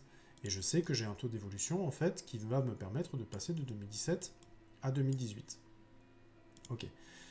Ce taux d'évolution, que je vais appeler T, pour l'instant je ne le connais pas, puisque c'est ce que je cherche à calculer, je sais en fait il fait partie en fait du coefficient multiplicateur qui me permet de passer de 2017 à 2018. C'est ici je multiplie en fait par 1 plus T. Alors d'où sort ce 1 ? Bah, ce 1 en fait il veut tout simplement dire que je garde le montant que j'avais en 2017 et que j'ajoute en fait un taux qui me permet de montrer l'accroissement en 2018. Alors ce taux il peut être négatif, hein, je peux avoir un bénéfice qui baisse, donc je peux avoir un T négatif, mais voilà un petit peu ce qui se passe. Et donc, si jamais je veux écrire un petit peu ce qui se passe, le calcul pour la formule de C3, ça veut dire que, tout simplement, je prends mon bénéfice 2017, et je le multiplie par le coefficient multiplicateur 1 plus T, et j'obtiens le bénéfice de 2018. Ok. Alors dans mon tableau, qu'est-ce que je connais ? Dans mon tableau, je connais le bénéfice.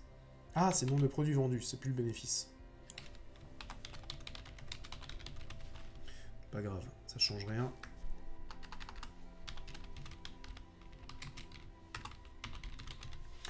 Donc les produits vendus en 2017, je connais, c'est 620. Les produits vendus en 2018, je connais, c'est 700. Là, j'ai une constante 1, donc la seule chose qui me manque, c'est T. Donc ça, je vais réécrire tout simplement, là en bas. Produit 2017, il y en a 620.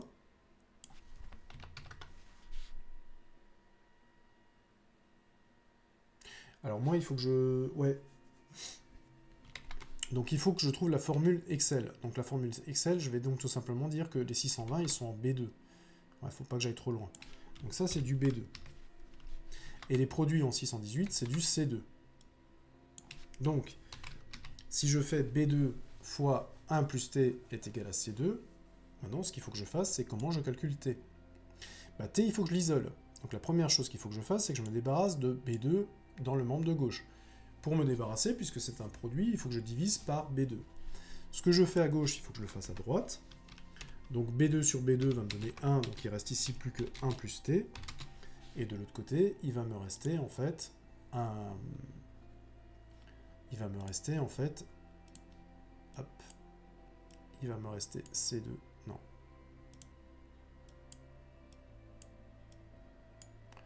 Il va me rester C2. Bon, je vais le... Hop.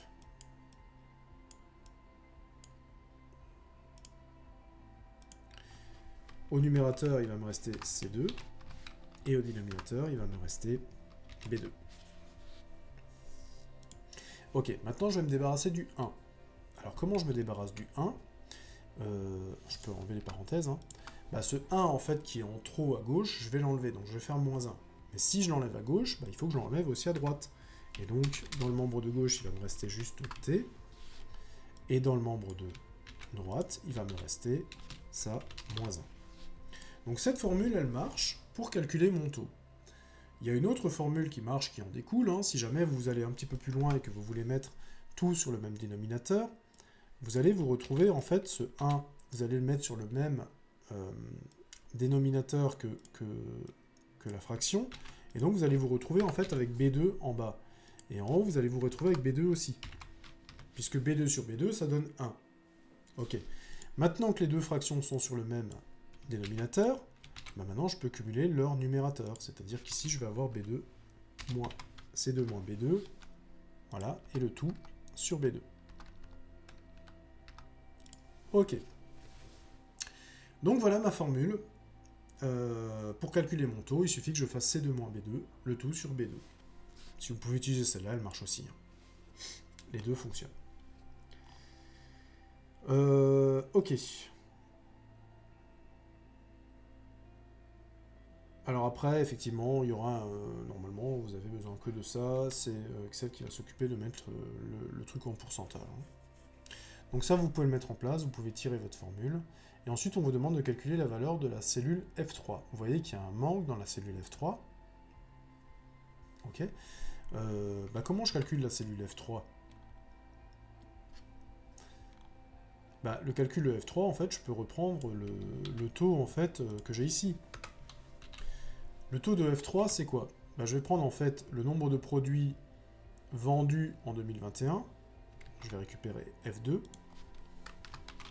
Je vais récupérer F2 et je vais le comparer au nombre de produits qui ont été vendus l'année d'avant, c'est-à-dire E2, qui se trouve en E2. Et donc en fait j'ai ma formule F2 sur E moins E2 sur E2.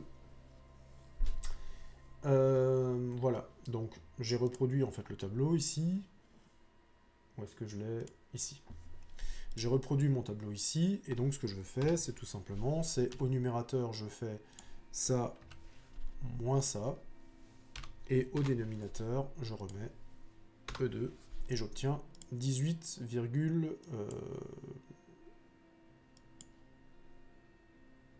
ah ouais, j'obtiens 18 comme ça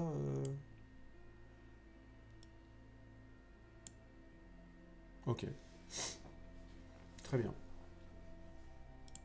F2 moins E2 sur E2. Ouais, ça a l'air bon. Ok.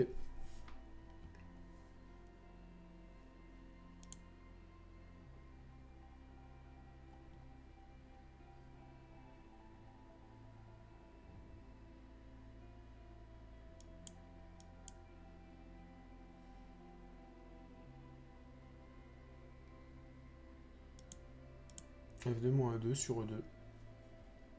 C'est 18 piles. Bon, je vais le calculer quand même par... je vais quand même le calculer. Donc ici, on est au numérateur. Je vais reprendre les produits. On est à 10,95 moins 928 sur 928. Et ça, bah, je prends ma calculatrice et je le calcule. Hop. Ça me donne 1095 moins 928 divisé par 928. Ça me donne 0, ah oui, effectivement, 17,99.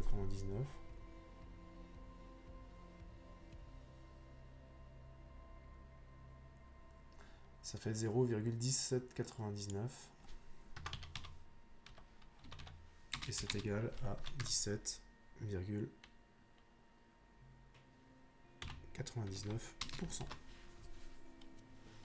Voilà.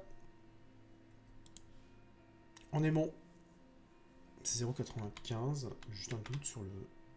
Ouais, 10,95. Ok, ça marche. On est bon. On a tout calculé. On est bon.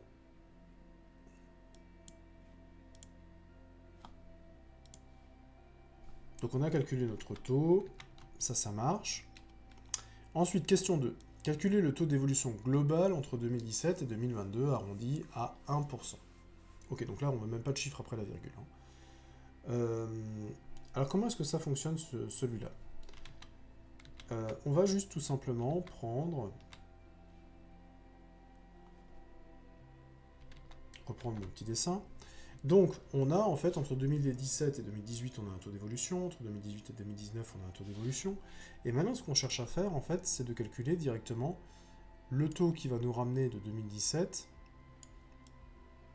directement. Voilà. Qui va nous ramener directement entre deux années. Alors, je vais juste regarder. C'est entre 2017 et 2022. Ouais, c'est effectivement. Est-ce que je peux trouver le taux qui me ramène, en fait, directement de 2017 à 2022.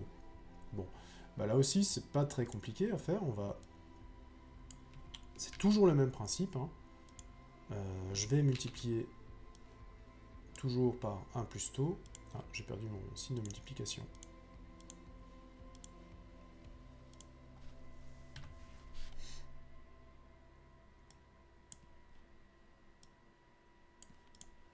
Je vais toujours multiplier en fait par 1 plus t, sauf que cette fois-ci, en fait, c'est un petit peu les données qui vont changer. Je vais passer directement de 2017 à 2022. Donc, taux d'évolution globale, qu'est-ce qui va se passer? Ben, je vais prendre les produits vendus en 2017, je les multiplie par 1 plus, je vais l'appeler taux global pour pas qu'on échange avec le t qu'on avait tout à l'heure, plus le taux global, et ça va me donner en fait, hop, ça va me donner en fait les produits vendus en 2022. Ok. Alors qu'est-ce que je connais? Les produits vendus en 2022, je les connais. Les produits vendus en 2017, je connais aussi. Et donc en fait, il me suffit de calculer mon taux global. Alors produits vendus en 2017, il y en a, dans l'énoncé, on me dit, il y en a 620 et 1289. Donc là, il y en a 620 multiplié par 1 plus le taux global est égal à 1289. Ok. Maintenant, il faut que j'isole le taux global. Je fais toujours comme d'habitude. Je prends, d'abord, je me débarrasse du 620 ici, qui multiplie mon coef. Donc si c'est multiplié, je vais diviser par 620, mais si je divise par 620 d'un côté, il faut que je divise aussi de l'autre. Donc, de la partie de gauche, il va me rester 1 plus mon taux global. De l'autre côté, il va rester 1289 divisé par 620. Ok. Mon taux global qui est ici, j'ai encore plus 1. Je vais me débarrasser de ce 1 en faisant moins 1. Mais si je le fais à gauche, il faut que je le fasse à droite. Donc ici, je vais avoir mon taux global qui est égal à 1289 divisé par 620. Et ensuite, une fois que j'ai fait ma fraction, je fais moins 1. Je vais calculer mon taux global. J'ai Word qui me met systématiquement une majuscule. Je vais prendre ma calculatrice pour le faire. Hop, 1289 divisé par 620, moins 1. J'obtiens donc un taux de 1,079.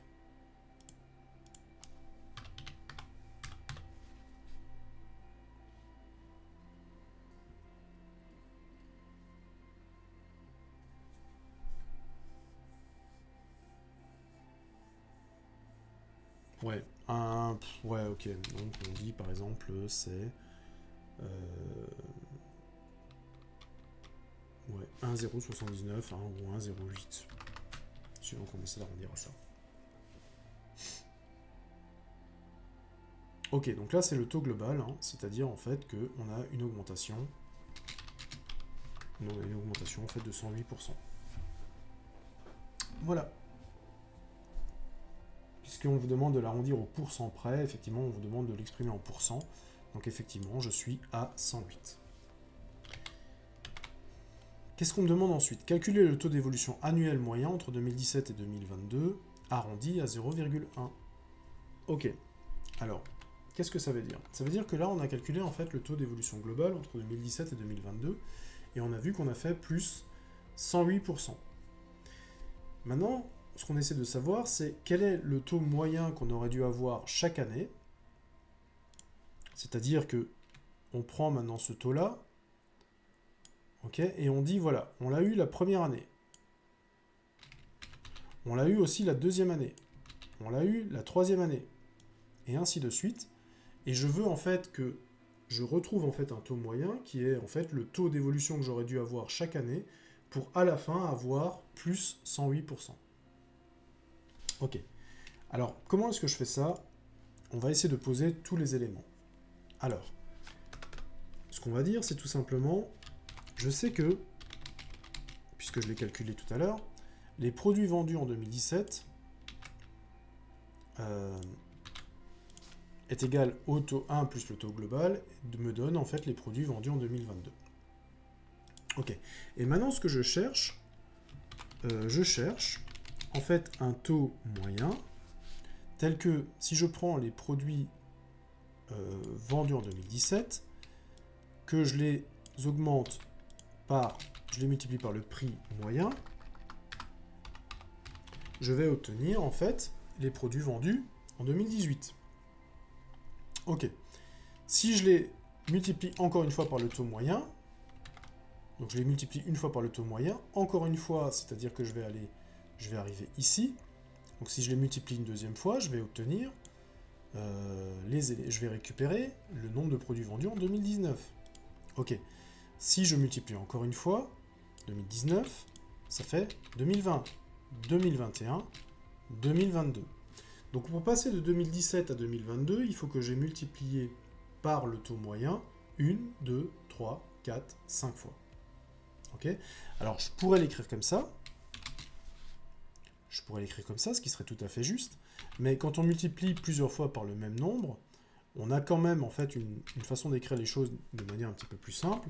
C'est que mon taux moyen, si je l'ai multiplié 5 fois de suite, je vais faire simplement une puissance de 5. Voilà. Donc, je sais que les produits vendus en 2017, c'est multiplié par 1 plus le taux global me donne les produits vendus en 2022. Et je sais que les produits 2017, multipliés par le taux moyen à la puissance 5, me donne aussi les produits 2022. Donc là, j'ai deux éléments identiques. Les produits 2022 sont identiques.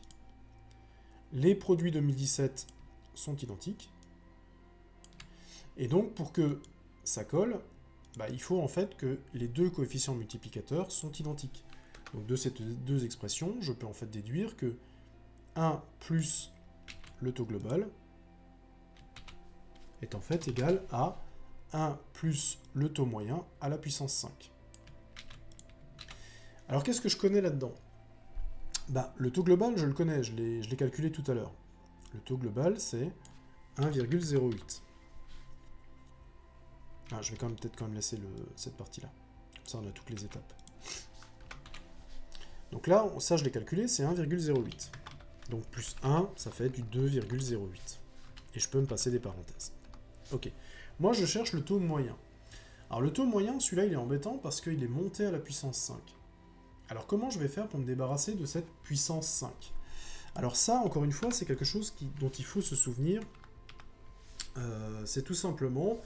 Alors on va le retrouver dans le chapitre des racines énièmes, dans les informations chiffrées.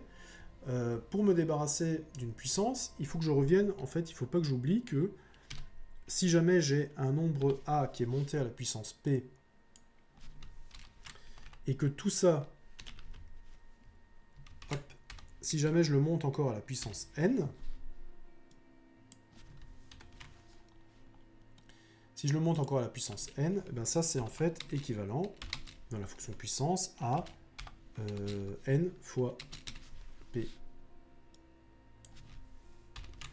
Ok, ça veut dire que si jamais je mets quelque chose encore à la puissance, en fait je vais me retrouver avec n fois p. Alors comment je vais faire disparaître cette puissance 5? Je vais me souvenir en fait qu'il y a une puissance qui est très facile à calculer, c'est la puissance de 1. N'importe quoi puissance 1 redonne ce n'importe quoi. A puissance 1 me donne A. Donc ce que je vais essayer de faire, c'est que je vais essayer de récupérer un exposant à 1. Et comment je vais faire? Si j'ai 5 ici, comment je transforme 5 en 1? En fait, je le divise par 5. Donc ce que je vais faire, c'est que je vais prendre cette partie-là, et je vais multiplier... Je vais monter ce terme-là à la puissance 1 sur 5. Je vais l'écrire comme ça. Ça va être plus simple. Mais encore une fois, ce que je fais sur le terme de gauche, il faut que, si je veux maintenir l'égalité, il faut que je le fasse sur le terme de droite, sinon je vais avoir un problème. Donc il faut que le terme de gauche, je le mette aussi à la puissance 1 sur 5. Voilà. Ici, je vais avoir 5 sur 1 sur 5, ça va donner 5 sur 5, ça va donner 1. Et je vais me retrouver avec un membre de gauche qui est à la puissance 1, donc je vais pouvoir me débarrasser de la puissance. J'ai presque terminé d'isoler t moyen. T moyen, en fait, maintenant, va simplement... Il n'y a plus que 1 qui est ajouté, donc pour me débarrasser de ce 1, je vais faire moins 1 sur le membre de gauche. Ce que je fais à gauche, je le fais à droite aussi. Donc il faut que je récupère 2,08 à la puissance 1 sur 5 et que je fasse moins 1. Bon, il ne me reste plus qu'à calculer tout ça. Hop, je vais calculer ça ici. Je vais faire 2,08 puissance 1 sur 5 moins 1 et qui me donne 0,1577.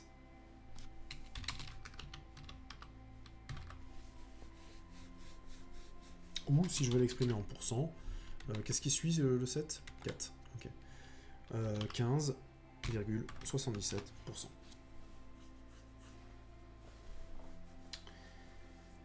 On est bon. On est bon, je pense. C'est tout ce qui était demandé. Calculer le taux d'évolution annuel moyen entre 2017 et 2022, arrondi à 0,1 près. Oula. Ça, j'ai pas fait correctement. Donc, effectivement, c'est 15,8 ou 15,8%. Voilà. Comme ça, c'est arrondi correctement par rapport à ce qui m'était demandé. Ok. Bon, je crois qu'on a terminé cet exercice. Il en reste plus qu'un. Partie C. Partie C. On suppose maintenant que dans cette partie, qu'à partir de l'année 2022, le nombre de produits vendus augmente chaque année de 16%. D'accord. Donc maintenant, à partir de maintenant, on n'avait que les chiffres jusqu'à 2022, mais maintenant on fait une projection sur les années qui suivent. Donc, à partir de 2022, le nombre de produits vendus augmente chaque année de 16%. Donc attention, 16% c'est le taux, hein, c'est pas le coefficient multiplicateur. Si je veux le coefficient multiplicateur, il faut que je fasse 1 plus 16%, et je me retrouve avec 1,16. On décide de modéliser le nombre par une suite U de n, où U de n désigne le nombre de produits vendus à l'année 2022 plus n. Ok, donc on considère que 2022 c'est l'année de départ, et ensuite on ajoute n. Ainsi, U de 0 égale 1289. 1289, c'est le nombre de produits qui a été vendu en 2022. Donc on fixe bien en fait U0, c'est l'année de départ, c'est 2022. Ok, donc calculer la valeur arrondie de U1 et de U2. Bon. Comme je l'ai dit tout à l'heure, hein, si je reprends mon petit graphique, si jamais je veux l'année maintenant 2023, ce qui va être U de 1, je vais l'écrire d'ailleurs, hein, comme ça on aura... hop, on va l'écrire comme ça. U de 1 correspond à l'année 2023 et U de 2 correspond à l'année 2024. Ok. Donc 2023, on me dit quoi? On me dit en fait, c'est le nombre de produits 2022 sur lequel en fait, on me dit hein, dans l'énoncé, je vais augmenter chaque année de 16%. Donc augmenter chaque année de 16%, c'est multiplié par le coefficient multiplicateur 1 plus 0,16 pour les 16%. Et je vais donc obtenir en fait le nombre de produits que je vais avoir en 2023. Il me reste en fait juste à faire l'application chiffrée. Hein. Si je prends... Combien j'ai de produits en 2022? J'ai 1289. Ça fait 1289 multiplié par 1,16 et ça va me donner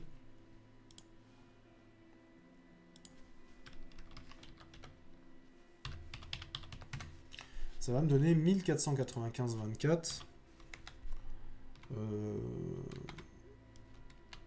Alors est-ce qu'on arrondit à 1495 peut-être? Ça n'a peut-être pas tellement de sens de faire des 24 produits. Est-ce qu'ils disent quelque chose? Calculer arrondi à l'unité U1 et U2. Ok. Et U2 du coup, je reprends ce que j'ai fait en 2023 et lui aussi, je le multiplie par 1,16, ce qui va me donner 1734,47. Donc que je vais arrondir à 1734. Alors est-ce que je l'écris pareil? Oui, je peux l'écrire pareil.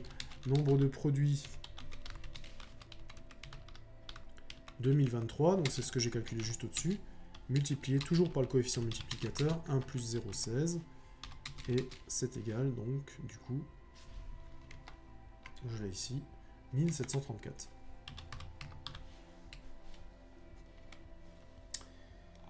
Ok, ça marche. Ensuite,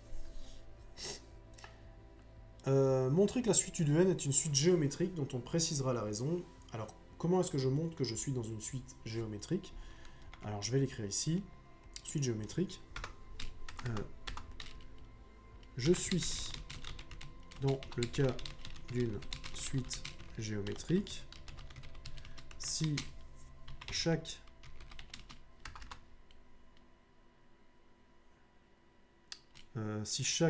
élément de la suite est égal à celui qui le précède multiplié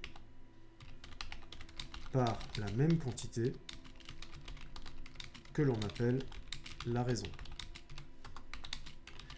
Et ici, en fait, je réponds exactement à cette définition-là. C'est-à-dire que pour passer d'un terme de la suite à l'autre, je multiplie toujours par le même élément, je multiplie toujours par ces 1,16, et donc, en fait, les 1,16, c'est ma raison. Alors, on me précise quand même de dire, voilà, montrer que la UDN est la suite géométrique, dont on précisera la raison. Ah, juste la raison? Ok. Qu'on appellera la raison. Cette raison, dans ce cas, vaut 1,16.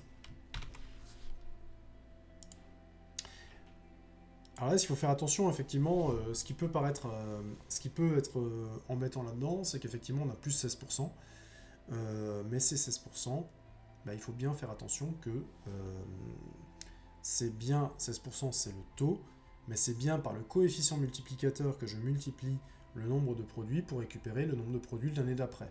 Donc il faut bien que j'intercale ce 1 pour avoir le bon résultat.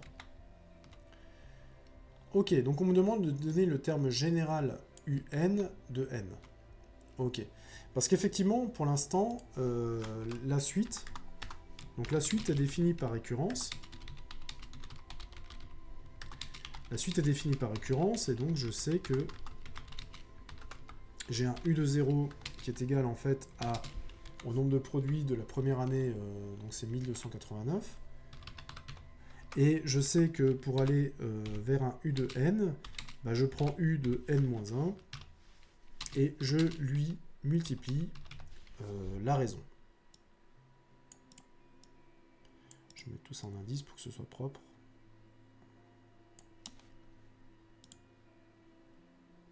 Hop.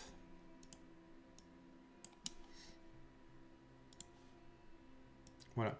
Donc ça, on le sait. Donc maintenant, ce qu'il faut savoir, c'est comment est-ce que je passe de la suite par récurrence au terme général d'une suite. Bon, en fait, c'est pas très compliqué. Terme général d'une suite.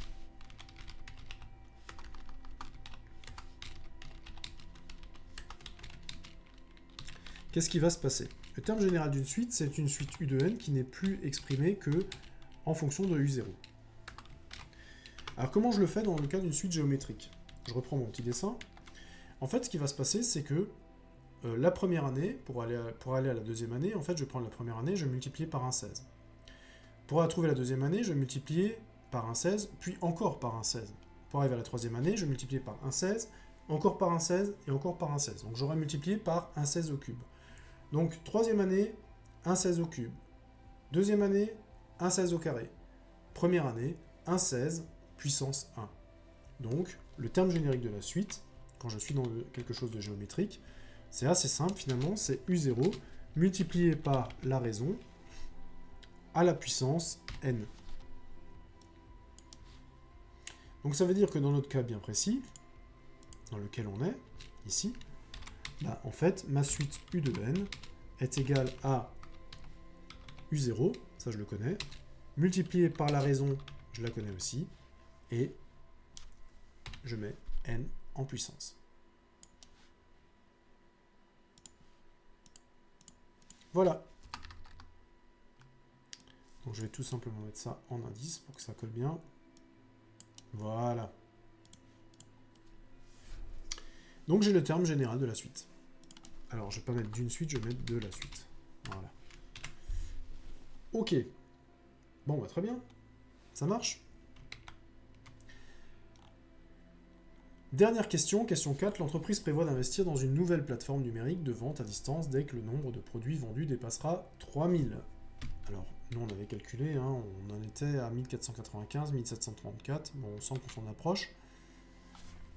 Ok, complétez les différentes lignes non renseignées dans l'algorithme en annexe. Alors l'algorithme, il y a un algorithme dans le sujet de maths.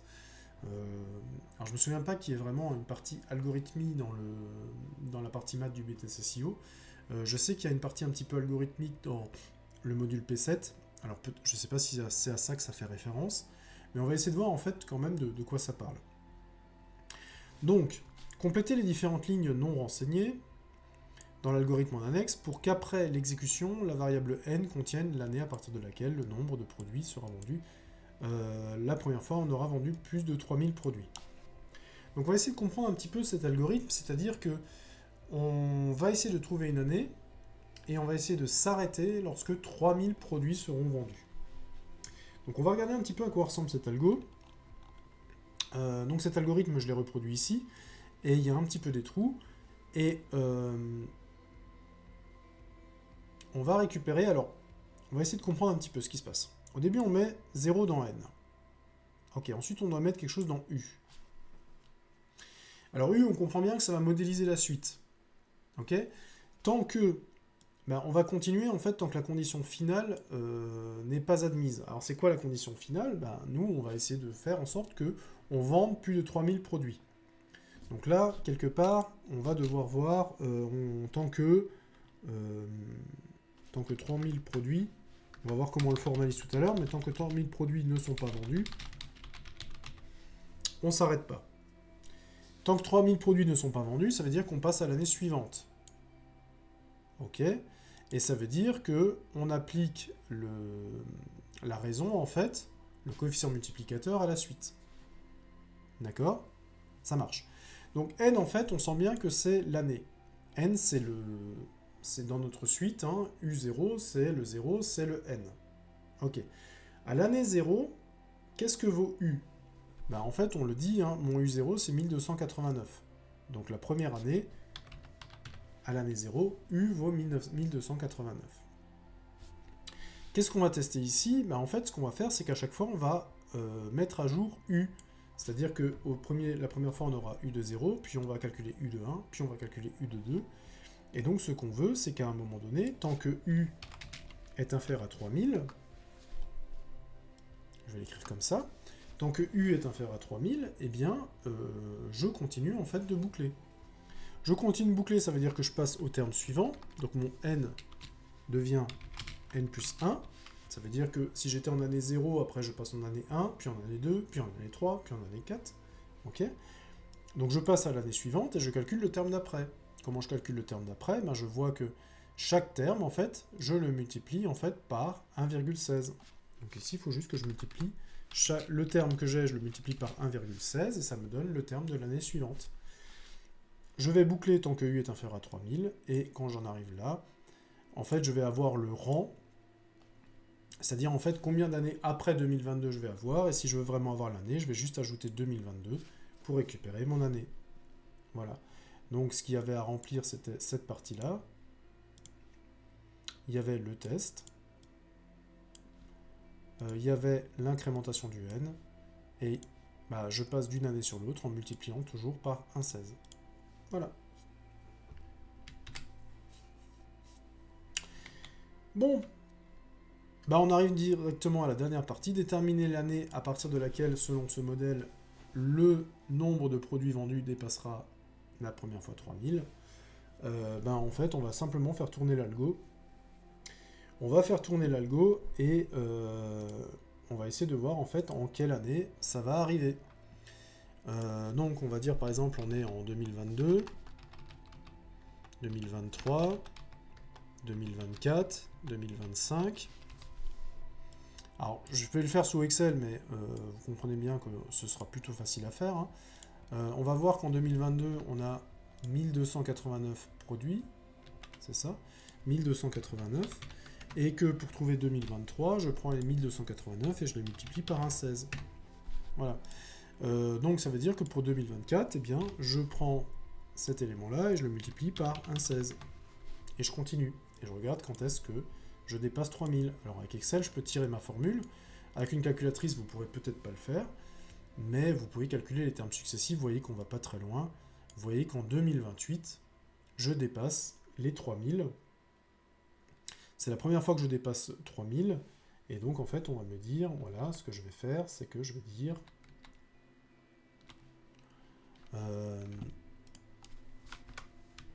je dépasse les 3000 produits vendus pour la première fois en 2028. avec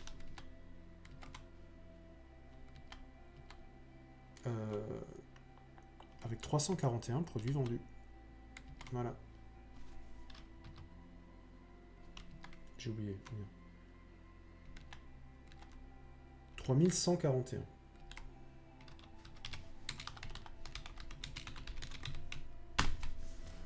Voilà, point final.